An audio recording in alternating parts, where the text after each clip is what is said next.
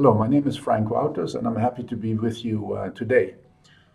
Today we're discussing the sustainability guidelines for large-scale hydrogen projects. And it was my task to look at it from a private sector perspective. So how does an investor look at additional criteria for projects?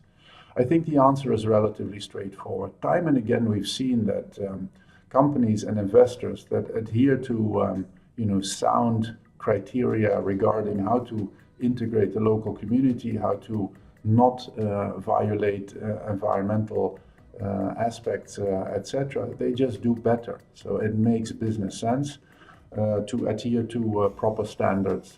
You don't want to pollute the environment, but also if you don't, then you actually do better as a business. So in that sense, I don't think there is any conflict. Of course, we have to find a balance.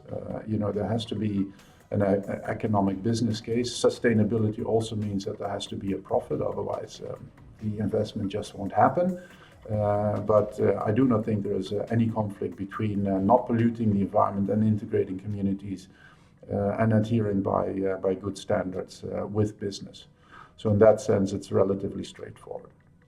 Now let us look at one example, and that is water. Very often, hydrogen projects are very competitive in arid areas. Land is available, there's not that many people, and usually, very often, the renewable energy resource is fantastic. However, the name arid already alludes to it. There is not, enough water for anything. And very often, projects then will need to take seawater, so you build a desalination plant at the coast and then pipe it to a project location. Now, if you then look at the business case of that, you find out very quickly that the cost of water desalination is not very high. I mean, it's a big investment, but the overall investment is much bigger. And the cost of the water desalination is maybe 1 to 2% of the overall cost of the hydrogen production. And that makes it actually, from a problem to a solution.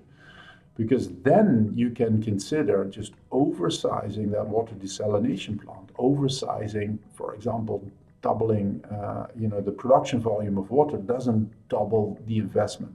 So for a little bit of extra money, you can actually, provide additional water to communities that live around the plant. So instead of a problem, you turn this into a solution.